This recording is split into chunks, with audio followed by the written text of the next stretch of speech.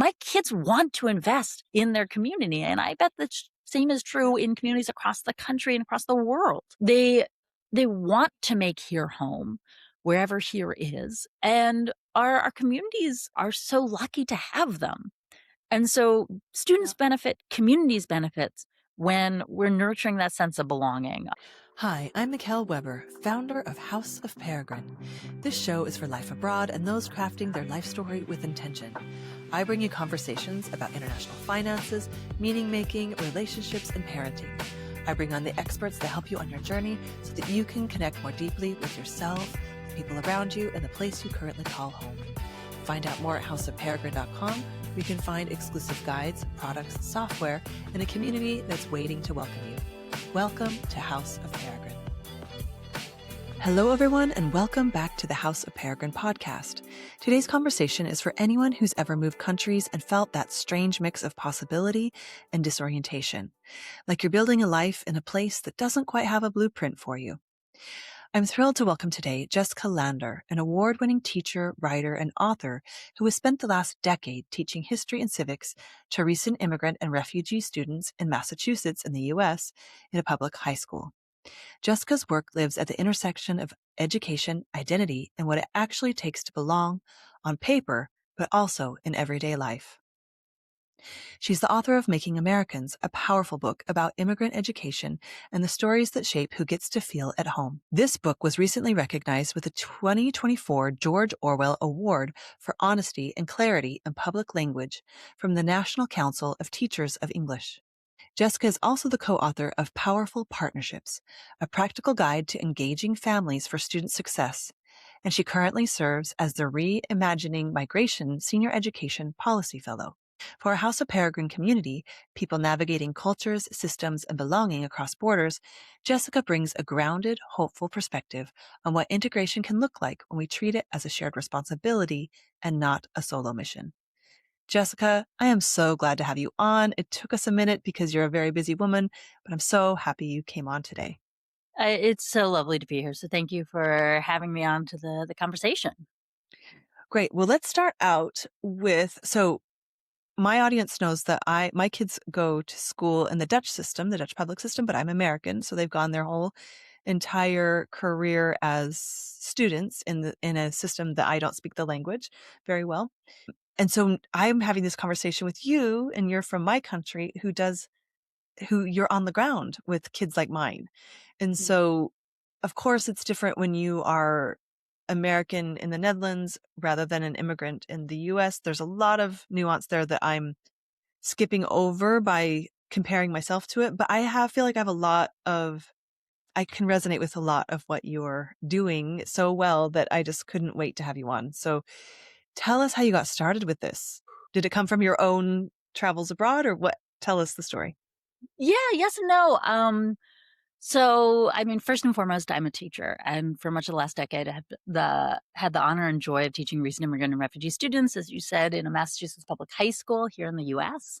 And in college, had the opportunity to study school systems, and originally thought I would go into ed policy, but decided that I needed a year in the classroom if I was going to take myself seriously, if anyone else was going to take myself seriously, that I needed to be a teacher.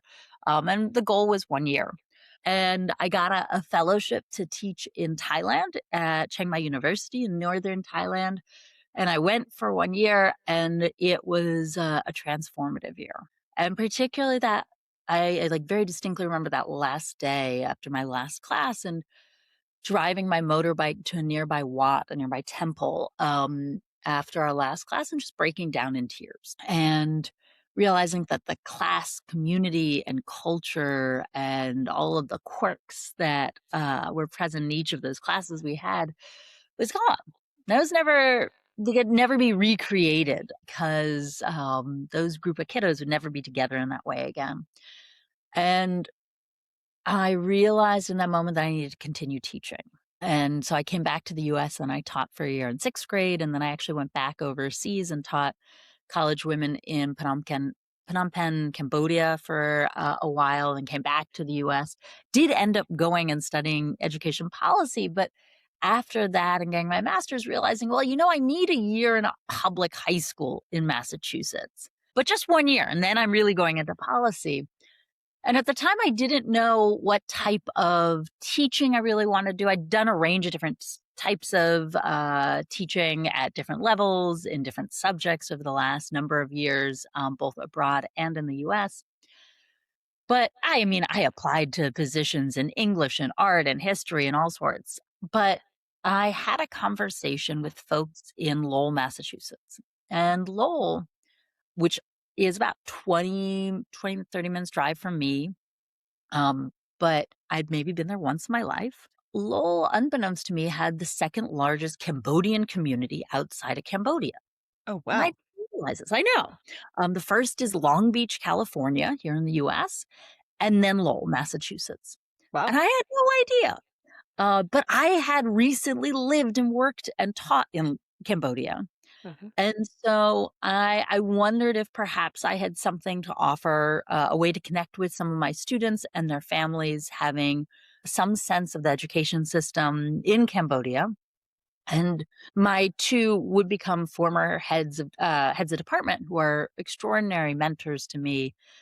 They sat down and encouraged me to apply and to come teach in Lowell. And so I came for a year to teach history and civics to recent immigrant and refugee students. And a decade later, I'm very confident in that this is the work of my life. But I hadn't set out Mm. Wow. knowing that I wanted to teach immigrant origin students or to teach history and civics and to see the connections between them and think about how we can reimagine immigrant education. All this came from the work and the people I met in Lowell. Wow. Yeah. And so you had the experience of being in a different country yourself. Yes. And so that and of course stories always weave in reverse, right? And so you had this connection with the place you were in, and somehow it found you when you moved back, which is I love this magic that happens that's why we're House of Peregrine. Like it's that mystical, magical thing that happens with place when you have a resonance with it. And so that's part of your story too. I love that.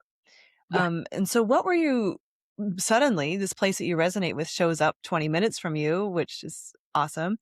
But where did it start? So you started teaching, what did you start noticing about these kids? Or I can imagine you were on the ground of immigrant kids like that, and that as a parent who didn't really, I don't know, I didn't really prepare.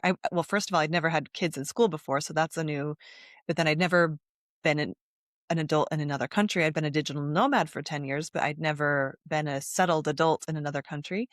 What were you seeing with these kids? Like, I'm sure you started noticing things that were universal or expected, or tell us what you started noticing. Yeah, absolutely. No, it's a great question. I mean, I first and foremost, I just was amazed by the multitude of strengths that my students bring to the classroom.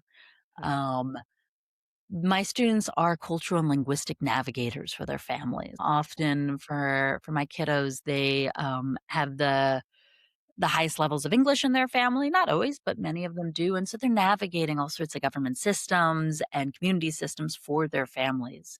They bring such grit and determination having navigated these systems, navigating multiple countries and cultures. And they bring such a wealth of knowledge to our classroom and our study of history and civics, of coming from so many communities, cultures, traditions, that it just, it enriched in so many ways the work we are doing in our classroom, and then to seeing all the ways in which their strengths were supporting their families and our communities. The more I got to work with my kiddos, the more I realized that our schools are not often recognizing, investing, or valuing these many, many strengths. These are strengths that are really, really important for any student anywhere. They're the types of strengths that we value in our kiddos when they go off to college and when they're out in the workplace.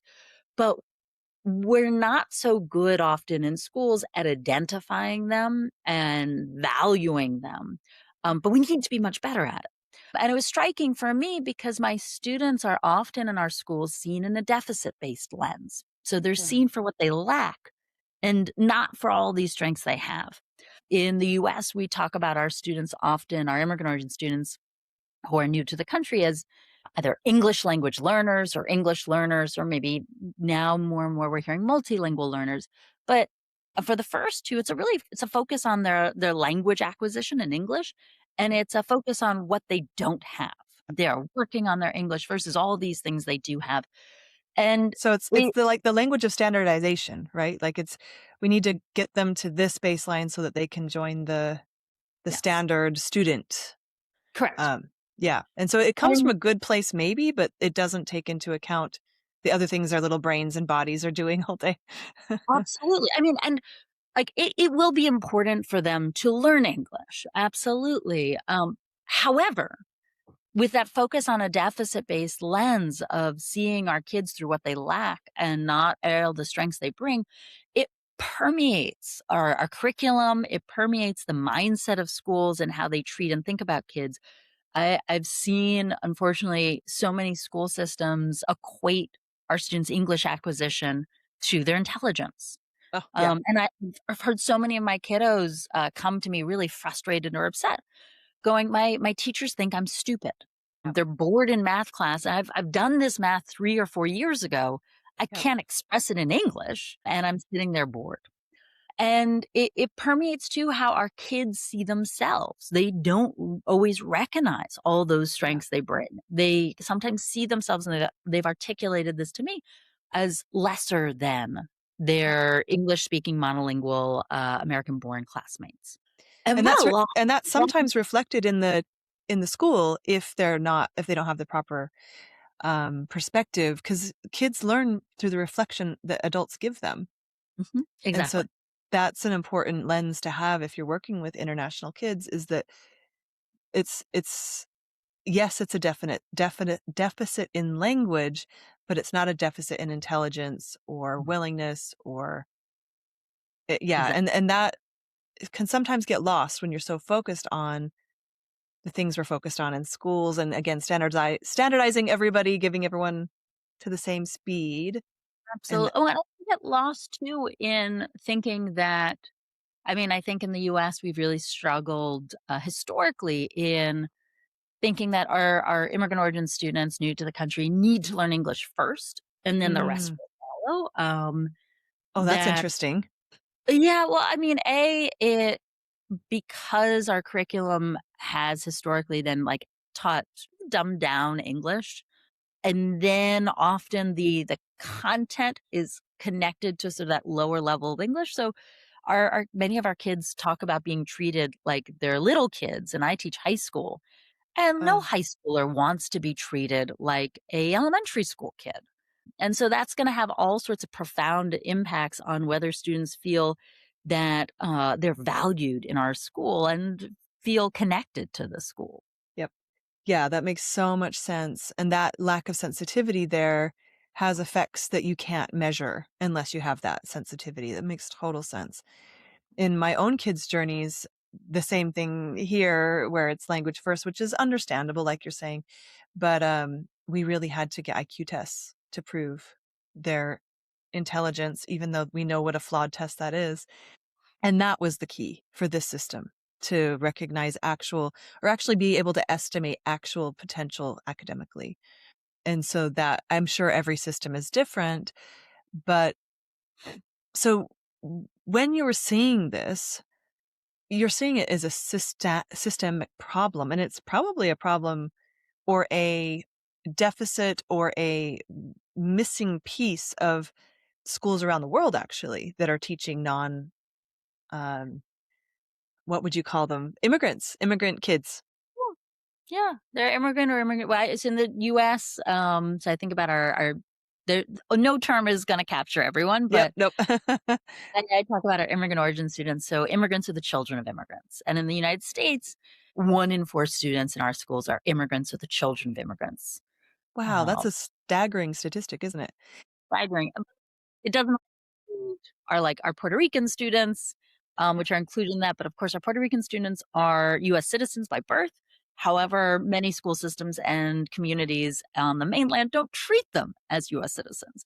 And so there's like no one term that correctly captures everyone that I am thinking about and we often work with as teachers Yeah. of newcomers.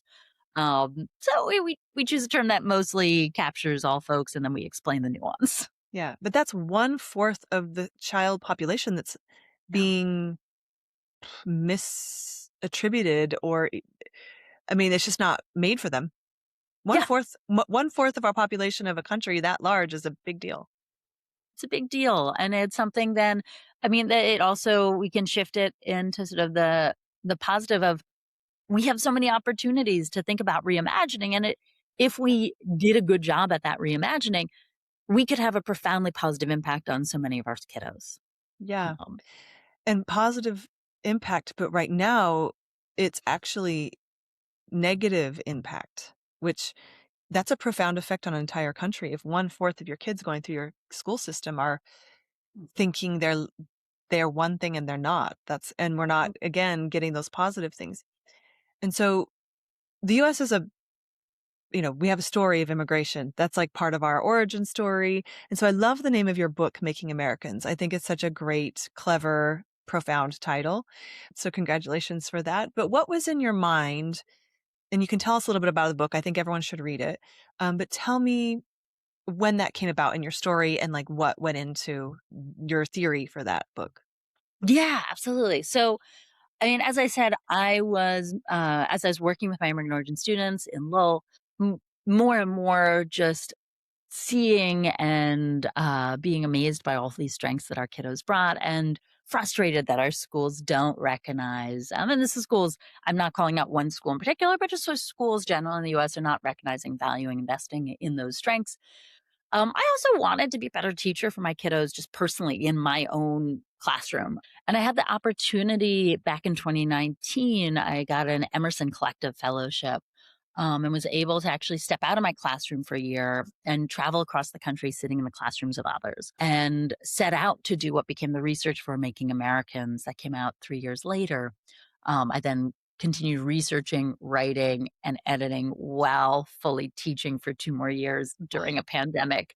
I don't recommend Wow. it. I mean, I was driven, very driven, but it was a lot. Yeah. But I very quickly on in the process starting to research what became Making Americans, wanted to think about how we could collectively reimagine immigrant education. That I Uh-huh. knew it could, and I knew really it could be outside and needed to be outside just thinking about English language acquisition. And this too is true for any listener who's thinking about school systems in other countries, not the US, of is it German language acquisition or Chinese language acquisition, that Yeah. teaching our immigrant origin students and nurturing for them a sense of belonging, and I'll come back to that, is so essential. And to do that work, it's got to be more than any focus on any languages acquisition. And so I knew I wanted to think about what it took to reimagine immigrant education and to do that here in the US. And I would posit that it's probably true in other countries as well, is we needed three lenses. We needed to understand our past. For us in the US, this laws, cases, and movements over the last 150 years that have transformed immigrant education, many of which for those in the US that we don't know about, we don't teach. Many of those landmark Supreme Court cases and laws I did not know until I started researching this book. And most folks I talk to do not know, but they need to be known. Yeah. So there was these stories of the past. Then there are these stories of the present. What are the creative, innovative solutions, ways of teaching our immigrant origin students that are happening in communities and classrooms across the country? And so I was traveling across our country and sitting in classrooms and learning from colleagues in other states of what are they doing in different ways to support our immigrant origin students, and profiled a whole range of amazing educators from a teacher working in a single classroom in North Dakota in northern US to a whole team working in the South in South Carolina in a district and what they're doing across an entire district, and sort of thinking about the different strategies and approaches to reimagining immigrant education. That's those the stories of the present, but in addition to those stories of the past and those stories of the present, we also need to learn about stories of the personal, stories of young people coming to our country and their experience of our schools. Yep. How do they what are their journeys and how does that impact their learning in our schools? And then what is their experience of walking through our halls, sitting in our classrooms, learning with our teachers? Because they're going to give us a ton of insights on what's working and what's not working. Yeah. And so I think if we're really serious about reimagining immigrant education here in the US or honestly in any other country, we've got to look at these three lenses, these three sets of stories: stories of the past, stories of the present, and stories of the personal. Um, and so that's what I did for 3 years is finding out these stories, learning these stories from so many generous folks, from teachers to activists to lawyers to young people, and then synthesizing that down. And it comes back to the importance of nurturing a sense of belonging for our young people in our schools, and that schools play such a central role in whether our newcomer students, our immigrant origin students, feel that here can be home. And Yep. belonging is important for all students, and it's important for all folks, old and young, but particularly it is important for our immigrant origin students who are creating new homes and new lives here. Yeah. And that's one of the questions I wanted to ask you is these kids are having a completely different experience. This is what I even tell adults when they move abroad. Like you can live as integrated as a life as you can. Like you learn the language, you don't stand out on the street. You're not, but you're still living a different experience. Like my parents live a 10-hour flight, international flight away. My neighbors don't have that. Mhm, That we're living different lives. We have different, even though we're living in the same place on the same street, because of this international origin. Yeah, you need different things. Your needs are different. Your concerns are different. Your holidays are different. And so both can belong, but like you said, you need community. And these kids overall, like you said, sometimes they're reading their parents' mail. mhm. Sometimes they're going to the DMV with them or, speaking for them. Their load is different, their gifts are different, but what are some of the things that you could say prepare parents for that maybe they don't think about before they move their kids into a local school? Because there's this big movement of just like move abroad, put your kids in local school, they'll learn a language, it'll be fine, which is basically Mhm. what I did, and it is fine. But it put a whole bunch of load on our kids that we did not anticipate, right? So they're the front lines of this move. They're the front lines of language acquisition. They're the front lines of whatever. Sometimes Amsterdam in the Netherlands has gone through immigrant welcomeness and less welcome. And Yeah. so we went through that at school. For instance, like I went to school, they always did our school meetings in English. Then one year they just said, no more English. Sorry, we're not going to do it in English without warning us. And so that, your kid's sitting there and they're embarrassed, right? Or they're feeling like they're at odds, their parents and their teachers.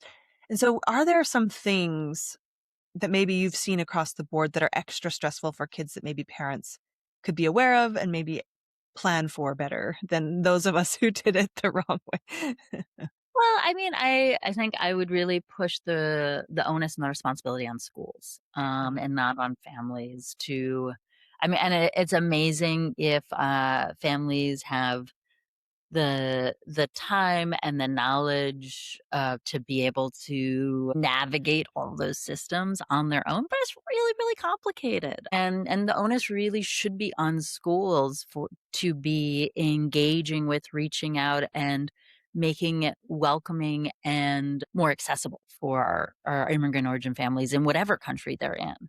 I mean, the research is really clear on family engagement that Yeah. student test scores go up, student graduation rates go up, student discipline and like behavior challenges go down. Actually, teacher retention and teacher reported happiness and satisfaction of their job go up if there is strong collaborative family engagement.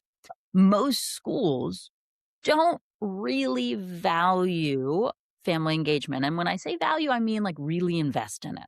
Yeah. So schools might say that family engagement is important and it's a metric they use, but many schools honestly just don't know how to do good family engagement and don't put in the time to do it.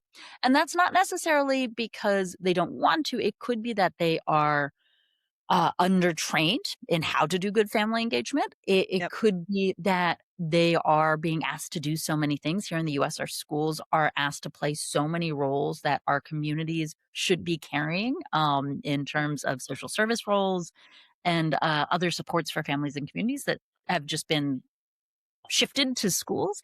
And so Yep. schools are asked to do so much, at least here in the US, that it's often triage in many Yeah. public schools here in the US. Well, And and so in my case, they just didn't think yeah, about it.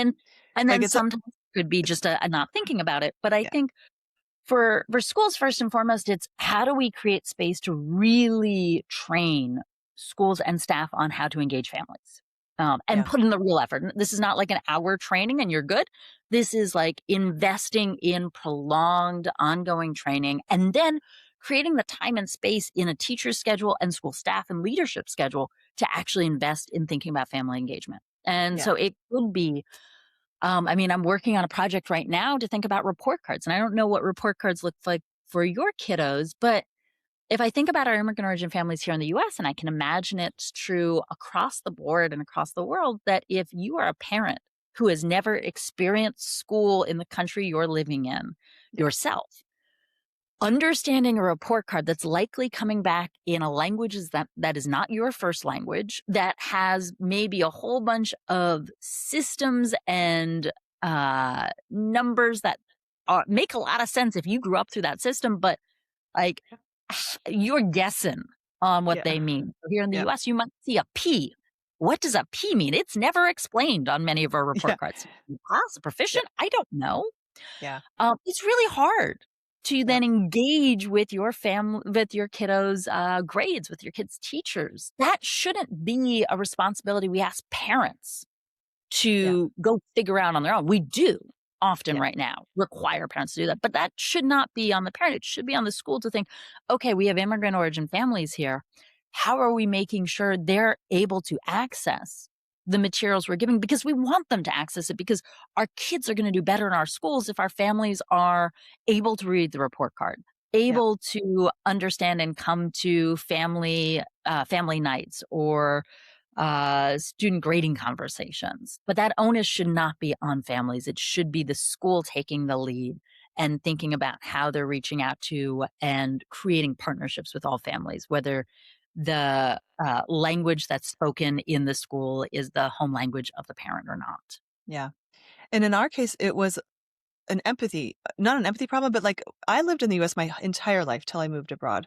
So if I were a teacher and I never moved abroad, I would have never had enough empathy to realize, oh, what this might be like as a parent who's never lived here. And so again, empathy is not a problem, but that actual experience, if you've never been an international person, would not occur to you, Yeah. right? And so just sending an email saying, hey, by the way, we can't do the meeting in Dutch, bring an interpreter, didn't even occur to them. It wasn't even a mean thing. Right. But it's just those little surprises can have a big impact on kids when there's that uncertainty from their parents. And so I think what you're saying is it's worth the investment because of the lack of or the cohesion the child will feel, the lack of trauma, minor traumas they might have because of this lack of cohesion between or partnership between the parent and the school is well worth the investment because the kid ends up having a more cohesive feeling of belonging. And so I want to go back to the belonging piece because if a kid is the only one that's from abroad, how do we frame this in schools? Yeah. Because of course there's schools like yours that maybe have a large immigrant population. That's one thing, or an international school. So there's some schools in Amsterdam that are like internationally focused. And so they have days where everyone brings something from their country. So that's one way. But like, how do we foster belonging in maybe a very minor immigrant based population? What does that look like? I love it. I love that question. And my hope is that like all teachers, all schools are thinking about that. And maybe all parents are asking their schools to think about that. I mean, so when we think about belonging, it can be sometimes really nebulous. Mhm. What does belonging mean? How are we going to create policies and programs that nurture belonging for Yeah. any student? Yeah, Um, I, just fit in, speak English. You'll fit in. That's it, right? Like that's the solution. but it's like I recognize that for an educator, that's a really hard thing to do to think about. Okay, so Yeah. belonging. how I'm going to sit down and do that. It's not particularly concrete. Now, I want to sort of answer your question in two parts. First is thinking about how do we tackle understanding belonging to then think about policies and programs that could work to start to nurture that belonging. And for me, as I traveled across the country and learned from these educators, these young people, these advocates, I came to tease out what I am calling 8 pillars of belonging. And I hope they resonate for folks. But for me, if we can, I think, better understand belonging in our schools if we think about these 8 elements. First, opportunities for new beginnings. Second, supportive communities.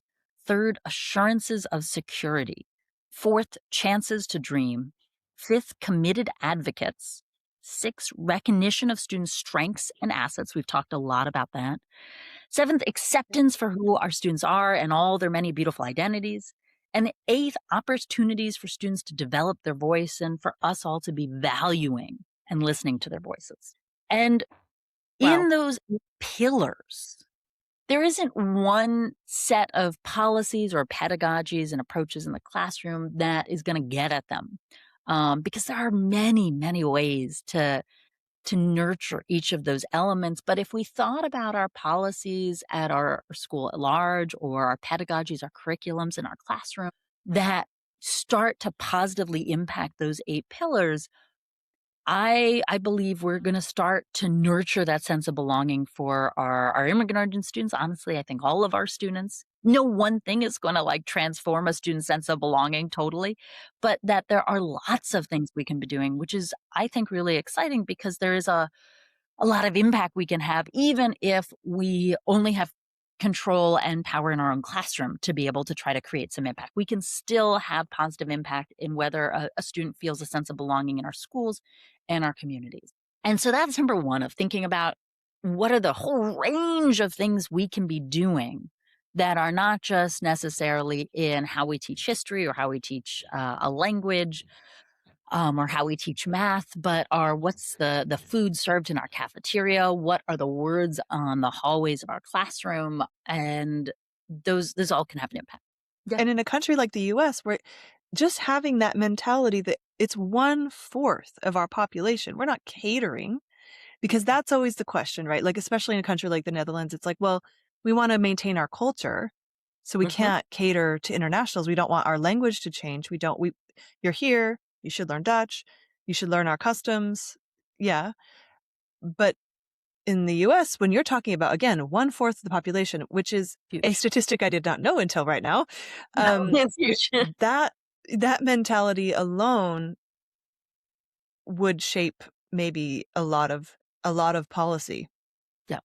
Now, to your question, though, of in a community where there are less immigrant origin students, I think two things are really important for schools to think about. One is how do we frame and think about, because it is true that migration is a through line of the human experience. Everyone carries with them stories of migration, whether those are stories they carry or stories of their ancestors. And yes, that is particularly a part of the U.S. histories, sort of like uh, guiding identities, the story of migration for folks in the U.S. But this is true anywhere, that there are stories of migration. So when I talk about stories of migration, when I'm training teachers or I'm talking with my students, I start with, I could tell you many stories of my family's migration. I could tell you about how my family moved from one side of our city to another neighborhood in our city when I was 13. I could tell you how my parents moved from one state, New York, to my mother moving to another state, and then the meeting, first college in another state, and my dad moving abroad, and then them together moving to Massachusetts, where I was born.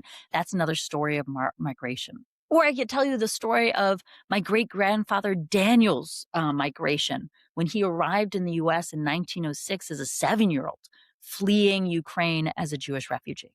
Each of those are stories of my family's migration. And all of us, whether those stories of migration cross neighborhood lines, city lines, state lines, country lines, all of those impact us. And if we think about those stories, whether they're ones that we experienced, our family experienced, we can find connection between us and maybe if we've been in a country for longer, our family's been in a country for longer, and folks who are coming this year, last year, the year before. And thinking about the ways in which you or your family experienced places of welcome and belonging and places of exclusion. Who helped you when you first moved? And that move could be going off to college.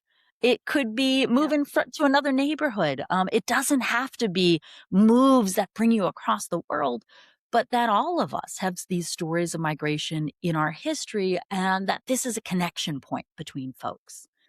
The other Yeah. is when we invest in our kiddos, all of our kiddos, not only do they succeed, but our communities succeed. And so we come back to that strengths conversation we were having earlier, that our Yep. students carry so many strengths with them, particularly our immigrant origin students who have lived in so many countries and cultures, have navigated these systems and have that grit and determination. All of these are skills we want in jobs. We want in our society. They make for more productive, more creative thinkers and leaders in our communities. And students and young people are going to be more likely to invest their talents, their creativity, their energy, their skills in a community if they feel that sense of belonging. And so, for even Yeah, a community it builds an allegiance. builds an allegiance, that Yeah. you have welcomed me, you have made me feel like here is home. And so I want to invest in my community here. I mean, I see this with my immigrant origin students when we do our Action Civics project. Each year, our class tackles a civics project in our community and the ways in which my newcomers, they've been in the country maybe less than 3 years for some of them, maybe a year for some of them, but they are so passionate about working to advocate for the community, to make their community better, whether it's advocating to ensure that there's no lead in the water in our schools, or making sure that their Mm. classmates across the school are not going hungry. And so one group worked with the school system to open up a pantry that's still running many, many years Mhm. later. My kids want to invest in their community, and I bet the same is Yeah. true in communities across the country and across the world. They want to make here home, wherever here is, and our communities are so lucky to have them. And so students Yeah. benefit, communities benefits when we're nurturing that sense of belonging. Even if, as you're saying, for your community, maybe there's not so many immigrant origin students. The community's still going to real benefit if they're investing in their kids and nurturing them to feel that here can be home. Yeah. And I think there's something special about a place if you've chosen to go there. There's a different kind of care, and they're not exclusively better or worse than the people that grew up there. But I do think there's something special about a place if it's either taken you in as a refugee or if you've chosen it. That is the place you want to spend that chapter of your life or the rest of your life.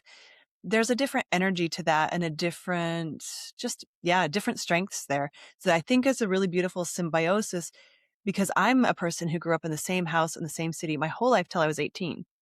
You do not look at that place the same when that's the only place you've lived. Mhm. And so to have someone go, wow, this is a really cool place that I chose to live also brings perspective to the people who may not may lack it because that's all they've ever known. And so I really think what you're speaking to is this it's a different kind of belonging. It's a building a life belonging, Yeah. um, and a gratitude to a And place. the strengths that come from how we think about nurturing that belonging for our newcomers that have a really positive impact on those who've been here a long time. So I could think about the report cards that we were talking about and how hard it is Yeah. for our newcomer families to navigate those and understand them. That's also true for a lot of our families who grew up in the US and went through the school systems. They're still hard to navigate. But we might Yeah. not, as systems, think about, oh, those are opaque systems that not all of our families can access and understand. And they're Yeah. highlighted as a challenge for our immigrant origin families. And so, if we can fix that, it's actually not just going to benefit our immigrant origin families, it's also going to impact a lot of families who grew up and were born in the US, and help them better understand and access their kids' education. And so I think a lot of the strategies that we could be implementing in our schools to better support our immigrant origin students are also honestly going to have a really strong impact on helping all of our kiddos succeed. It's just like Jane Jacobs City Design, right? Like if you design it for women and children, you design it better for everybody. Like Yeah, there's no exactly. disadvantage here.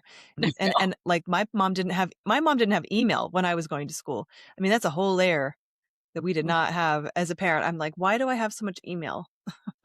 Why is this my second job? Like I think my mom got one thing in a Mhm. year in my backpack. And so what you're saying is so true. The system is not the same as the one you grew up in. And so, yeah, there should be the pushback. What is the pushback? I mean, in the world, since you've written this book and since you've been doing this work, the sentiment towards immigration has swung wildly. How is that affecting your kids and your work at this moment and throughout? Well, so for here in the US, we're seeing just a devastating rise in anti immigrant rhetoric and policy. It is not new. There has been, so I've studied the history of immigrant education and immigrant history for the last 150 years here in the US. And sadly, it is not new. We go through waves of really virulent anti immigrant rhetoric and policy again and again in US history, as is true in other countries, that there are periods of inclusion and periods of intense exclusion. The impact is profound for our students and our families, both, I mean, particularly for our immigrant origin families, but also as we've been talking about, this impacts all of our kiddos. Right now in the US, there's some just really devastating reports that have come out recently interviewing hundreds of principals in the US, interviewing schools on attendance. We're seeing 20 to 40% drops in attendance right now. Our kids are scared to go to school, and Yeah. that is a very legitimate fear. Our parents are Yeah. scared to send our kids to school. Are our kids safe getting to school? No. Are our kids safe in school? Not necessarily. Protections for schools have been taken away in the last year. Is it safe for our parents to bring our kids to school? No. Because they And may be detained, they and might you're be, talking about because they may be detained and deported even if they have a legal status. yeah.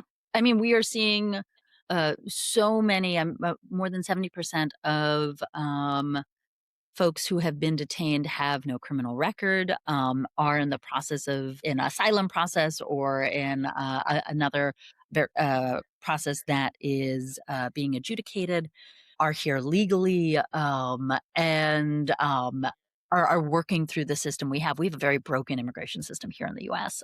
And large majority of the folks being arrested, detained, violently attacked, are following this process, that we've set up, this really unequal, process, and we're seeing. And to be clear, before this year, schools were a safe zone. Like kids couldn't be. So for those not familiar with U.S. policy, which is totally fair, I mean, as a teacher, we're all learning immigration policy because we have to be advocates to help try to keep our kiddos safe. For the last decade plus, there was policy in the U.S. that protected schools, hospitals, and houses of worship as places where it was really hard for immigration officers to go. That these were protected places, and that policy was rescinded last January. And so since then, we've seen an increasing, particularly in the last couple of months, an increasing amount of attacks on our schools. So immigration officers circling school grounds, immigration officers in the last couple of weeks tackling students and staff and tear gassing students and staff on school property, dragging teachers out of schools in front of their students. It's just our schools, our staff, our students are under attack. It is unsafe for kids to Yeah. be in school, to go to school.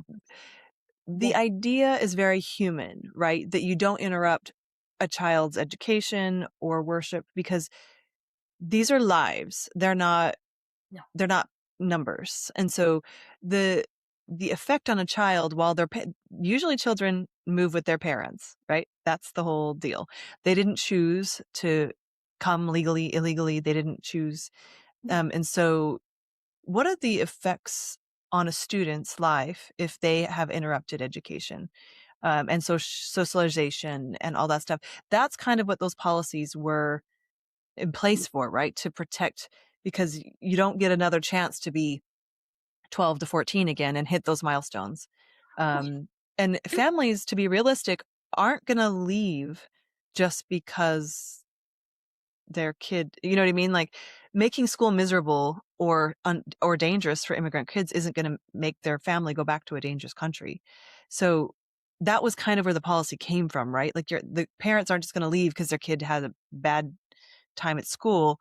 Um, or yeah, that they could be picked up at school. And so what I think we're creating at this moment in time in a lot of countries actually around the world is we're interrupting developmental milestones for kids that Absolutely. are going to have profound and long lasting effects.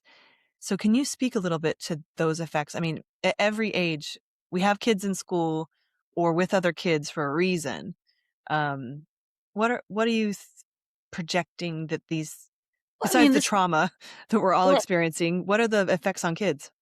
I mean, huge amounts of trauma, and this is for kiddos whose families may be detained and arrested. I mean, and right now in the U.S., there really is a growing sense that no one is safe, whether you were born in this country or not. That uh, no one is safe. Anyone can be detained and deported. Is the growing sense here in the U.S., and that's terrifying. And this is for kids who have parents who are immigrants, and for kids whose parents are not immigrants, whose classmates are immigrant origin. This is profoundly affecting everyone because I mean, for our kiddos who are still in classrooms and seeing maybe 5 of their classmates suddenly not in school anymore. Um, Just how do disappear. you Right, that they're disappeared. They're locked up. There was an NY Times, New York Times short documentary video that was released, I think, earlier this week, interviewing Liam's classmates. So for those who might not be familiar with all of what's going on in the US, it's a lot. A 5-year-old boy was detained and locked up in Texas. He's from Minnesota, and he was used as bait to try to lure out members of his family. And there's this photo of him in a Spider-Man backpack and a knitted rabbit hat. His nickname is Rabbit in Spanish. And so a video was released this week, interviewing his classmates, interviewing other kiddos in elementary school, talking about how they miss him and how he's been taken. So this is a profound impact for, of course, the kiddos who are now locked up in detention centers, in these camps. I mean, we're hearing reports of kids being locked in bathrooms for hours, of not getting medical attention, of not getting food that is hygienic, food with worms in it, not having access to water, or for babies, access to baby food. And so all of the the health impacts for those kiddos, and then also the impacts for their classmates left behind. Of how do you feel? How is your sense of self uh, shaken and altered from seeing your classmates taken? Do you feel safe in school? How do you process that? This is going to have a profound impact on our all of our kiddos. Um, Yeah, because a school or a class is a piece of the social fabric. Absolutely. And so that's what people, I think, underestimate if they think, "Oh, we're just raiding." The people that are doing this are tearing the social fabric of children, and their sense of safety, reality, what the adults can do, what the adults are doing to each other, hierarchies. It's introducing all sorts of complexity, what we have normally agreed as a society we insulate children from at all costs. And so I really, my own kids, so my kids are doing something else, which is like my son came home the other day. He's the only American kid in his class. And came home and said, "Mom, did we invade Venezuela?" And I was like, "We did that. That did happen." He's like, "Why didn't you tell me? Everyone at school is looking at me and I didn't know." And I was like, "Oh, buddy, so his social fabric is different. And of course, it's a totally different lens, but his social fabric isn't the same because he's the only American in his class. Yeah. And with the threat of attacking Europe, it's like a whole, these kids And don't have the insulation that I had from yeah. from the social fabric, the tears in the social fabric that are happening.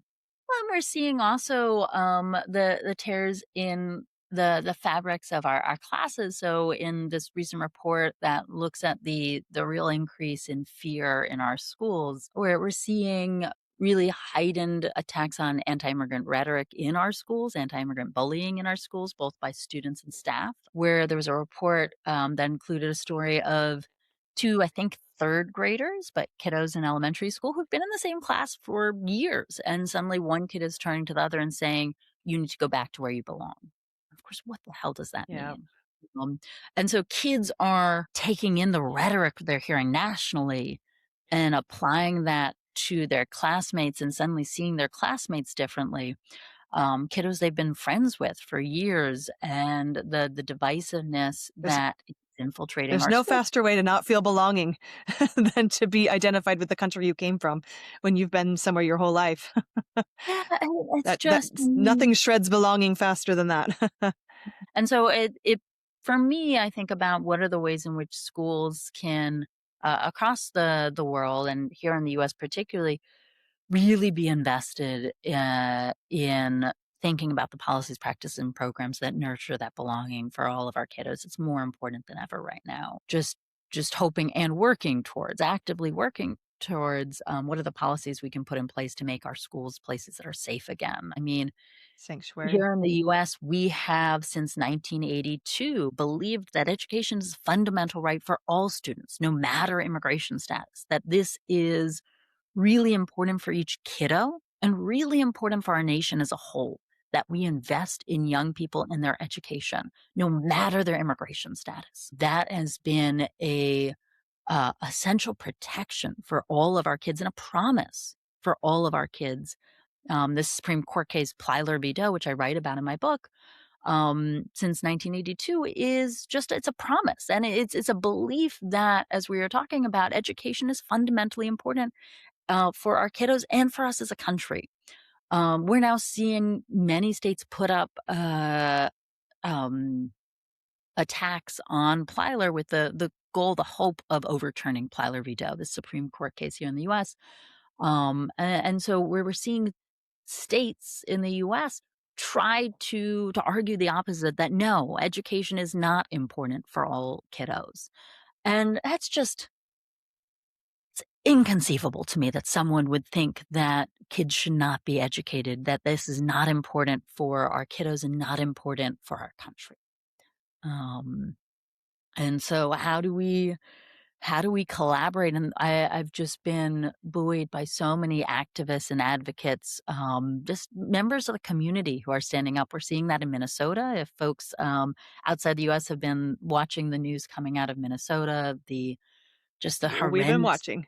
yeah, so the horrendous attacks and murders of U.S. citizens in the streets of our country, but the heroism, the courage we're seeing from everyday folks. I was reading a report just this week of a breast milk bank being set up. Of We're seeing mothers being detained and their infants being left behind. They're still breastfeeding, and women in the community stepping up and sharing their breast milk so that these Wow. these 6 months olds can get milk. And so just horrified by what our government is doing to our communities, and inspired by the courage, the generosity, and the commitment of our community members to stand up for their neighbors. Yeah, it's amazing. It's amazing. And as I predicted, we're almost at the end of our time. That went so fast. I wanted to ask you, because you're so good, like you're in every aspect of this, how what advice would you give to parents who want to talk to their kids about this? Like what is the frame we can use besides all the adults have gone mad? And I like my frame is like, sorry, I didn't tell you about Venezuela. A lot's going on, and I'm not sure which of the things to tell you. So give us a frame, if you have one, that parents can maybe use for this moment in time when their classmates are being deported and all this stuff is happening that's unprecedented. Um, I mean, there's some phenomenal resources that would be much better than me at giving advice on how parents should navigate this. It's such a good question. And I think first is like, from what I'm seeing from the reports and the organizations that do this work, of first thinking about like what age are your kids, and so what types of Mhm. information is best to share given the age of kiddos. Um, so for older kiddos, I think sharing more. I think some of the advice I've heard is for maybe middle school upwards of creating space for kids to ask questions. And not necessarily flooding kids with information, but first asking questions. What are you hearing? What are your questions? And how I can support you. I think it depends really if where how proximate kids are to particular policies. And this is also thinking for other policies and events that might be happening in the global community that is part of your community and listeners that might be happening. And so, not necessarily just what's happening here in the U.S., but could be happening elsewhere. Of how proximate are your kiddos to those events, and that might moderate how you're going to talk about it. I think for me, Well, I think I just about like always find myself saying a lot of like, I don't know. I don't. yeah, and that's This also has never okay. happened before. That is I think it's really important. I mean, as a teacher, I think it's a really important thing to show kids sometimes that you don't know, that we don't always have all the answers. We shouldn't be like lying and pretending we have all the answers, and then maybe sharing some of your thoughts and feelings, again, age appropriately. But one thing that I might suggest that sort of speaking to me in this moment and hearing your question is helping students think about ways that they can be playing a positive upstander role. So in seventh and eighth grade, my amazing seventh, eighth grade teacher spent a year teaching us a curriculum that was centered around the Holocaust. It's a really powerful curriculum here in the US, put out by an organization. And a lot of the curriculum is teaching students about what it means to be an upstander. And then also the danger of being bystanders. And that curriculum and those lessons have stuck with me my whole life. And so I think for students in this moment, for kiddos in this moment where there's so much outside of our control, as adults, there's so much outside of our control, are what are the things that we can be doing to be upstanders? And every age can be upstanders. I was visiting my former preschool the other day, and there's a teacher or a couple teachers who created a project for their littles. I mean, their littles are like what? They're 3, 4 years old, where they were learning about food insecurity as 4-year-olds or 3-year-olds, and they all made food for a local we have these fridges, these food fridges that are out in the community that neighbors will put food in, and anyone who needs it can come just take food out of. And they're in different sort of community centers, out just like one's right in Harvard Square right here in Cambridge. And there are all these photos of kids who are 3 or 4 years old making sandwiches, making cookies, making all sorts of little foods that they can make as 4-year-olds, and then walking to this food fridge and putting them in. And, like, is Mm. that gonna transform, and, like, solve food insecurity? No, of course not. But it's teaching kids that they have an important role to be upstanders, to be connected to the community and supporting the community, and those are pre-K kids. Those are babies not yet in, like, the main school system.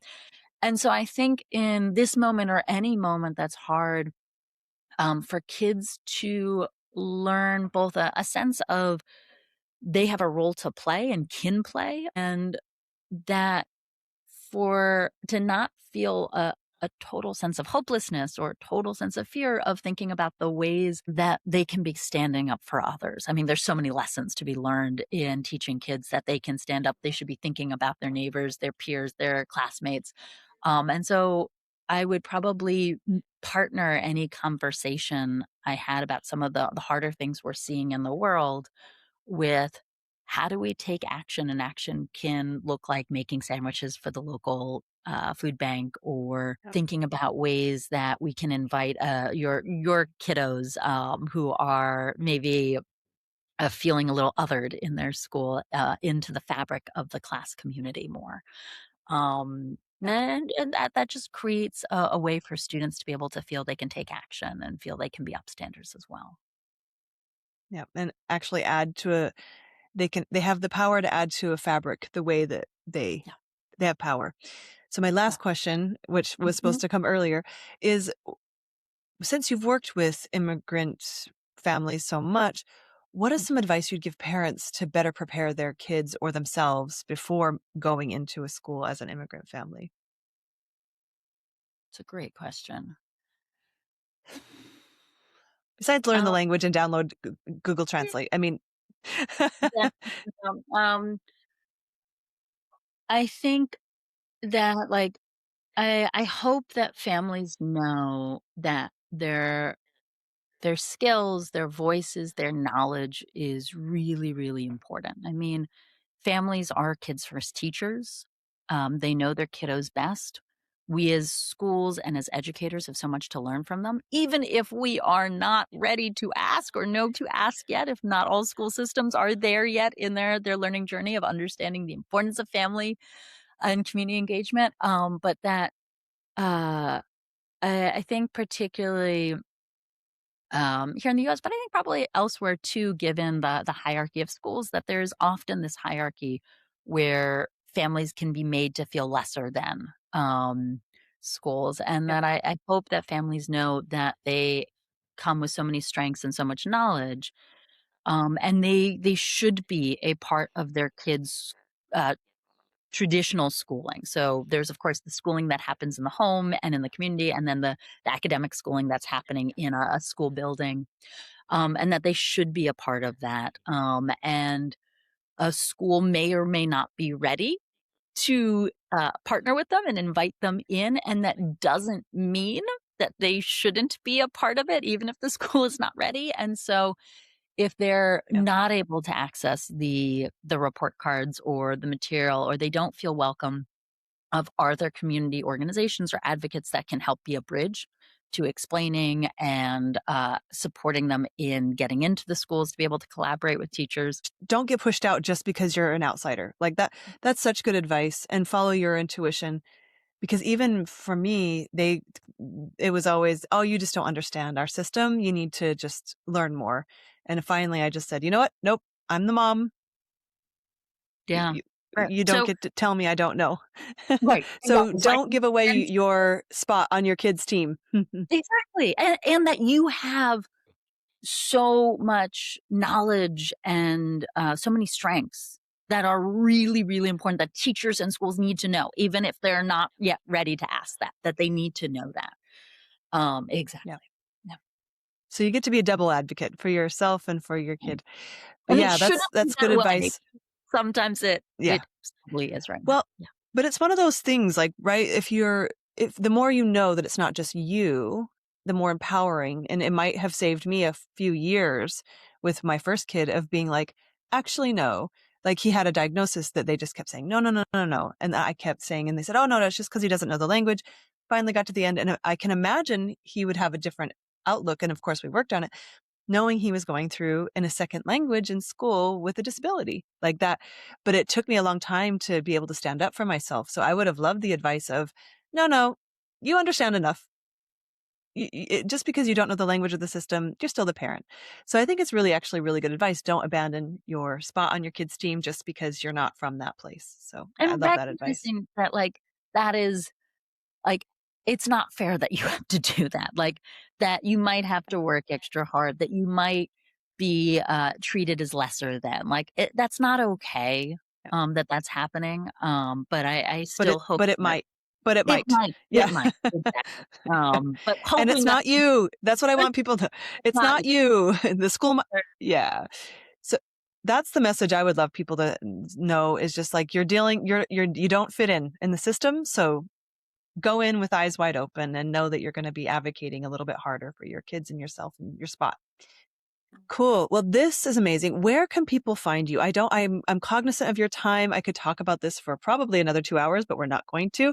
So I would love for people to know what you're working on, what you could use our help with, or what you want people to know you're up to. So just tell us all the Yeah, things. absolutely. Well, thank you. I mean, I hope folks will read my book, Making American Stories of Historic Struggles, New Ideas and Inspiration on Immigrant Education. There are links throughout the web to go find it. You can also find it on my Great. website, which is just jessicalander.com. And it is in book form, at hard and soft and audio, all the versions. I just Amazing. published an ebook excerpt, which I'd also encourage folks to look at. That is pulling out the chapter on Plyler v. Doe, this court case that I was talking about a little bit ago, that enshrines the right for all students access to our public schools here in the U.S., no matter their immigration status.